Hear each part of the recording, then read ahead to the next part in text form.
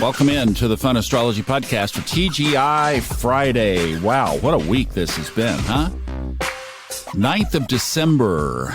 This month is marching by quickly, is it not? Okay, I want to talk about something that happened under the full moon, happened on the day of the full moon on Wednesday.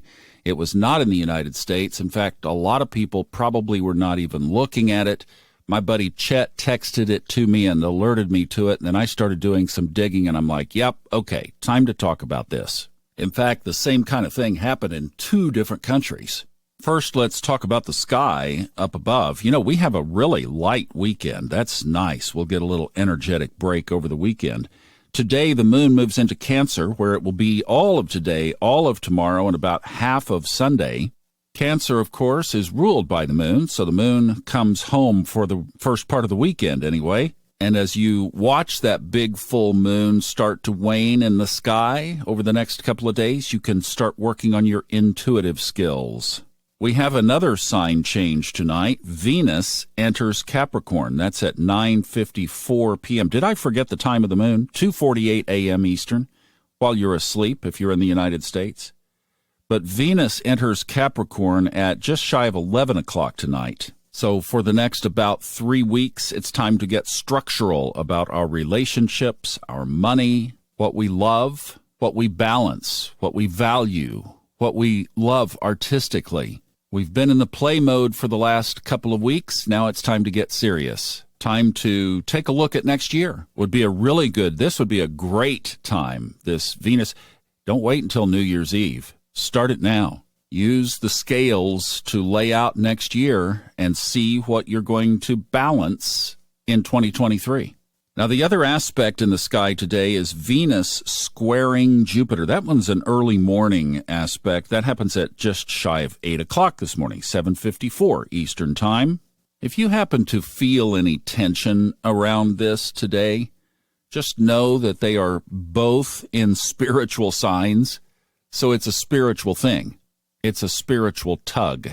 It's something inside to take a look at. So if you get an outside trigger, flip it around and look inside, because these two planets are trying to get you to shine a little light on some last spiritual aspect or thing before they move into different signs. You could think of it as by the way, before we leave, especially Venus, before I leave out of here, ...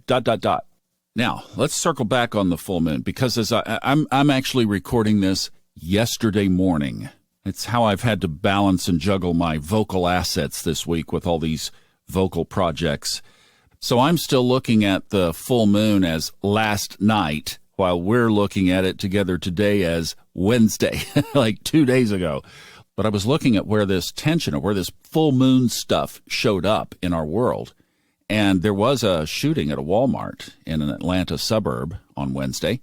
Full moons are about releasing, and there were a couple of key releasings. I had one in my own life, radio show that I've been working on for about 3 years. We are going to wrap up here in a couple of months. That's a good release for me. But see, that's Gemini. There's the moon, Gemini. It's a radio show, communications. Did you see that China is releasing their very hyper-strict regulations around COVID?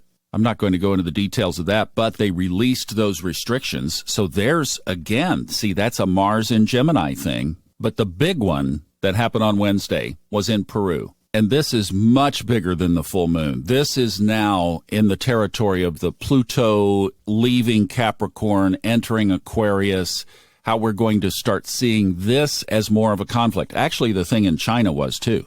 The people protested, and China backed down. Think of the magnitude of that. And actually, I told you this was an explosive full moon. It may not have happened to you, and that's good, because that means you're consciously creating. But in Germany, did you see where a prince has been arrested, and there were about 25 people that thought they could overthrow the government? That was also on Wednesday. But let's look at Peru. This was as full moon as it gets. So you have a Marxist president, a communist president, Pedro Castillo, who was about to be impeached by the Congress there. So he decides to set up a self-coup by dissolving Congress by decree. Problem is, he didn't have any support for it. So Congress voted immediately to impeach him, and after that, they arrested him. So the vice president became president, Dina Boluarte. But the problem there is that she has strong alliances with the World Economic Forum. And if that's something that is strange to you, I would highly recommend you start to get familiar with it. They are the ones that are behind a lot of the agendas in our world right now that are shaping up to be half of this Plutonian equation. So remember, Pluto in Aquarius is going to be a battle between don't tell me what to do and hyper-authoritarianism, like what was going on in China related to COVID, putting people in quarantine camps. Germany, I think that protest also was about COVID restrictions. Here, the government wants to clamp us down. The people are fighting back. Pluto in Aquarius. So everything you've heard about social credits, digital currency, digital online ID, health passports, all that stuff is coming out of the World Economic Forum. So you've got to look at that and decide where you're going to be on the scale of don't tell me what to do versus all this new techno restriction. In fact, the big one that the World Economic Forum is criticized for a lot is their statement, and it's published. It is in their material, published and very accessible online. By 2030, you will own nothing and be happy about it. So this is the battle that is definitely shaping up, and it is so illustrated by the astrology. We're going to be seeing more of this. In fact, Klaus Schwab is also quoted as saying, the first thing you should know about us is that we have people everywhere, and they do, including in the president's position now in Peru. And, of course, there are people in the streets protesting. So you can't make this stuff up, right? Yeah. This is what we're going to be seeing as Pluto gets closer and closer to early next year, sticking its toe into Aquarius. It's already showing us how the battle is going to be shaping up. I'm going to tell you, it's time to start deciding which side of this are you going to be on.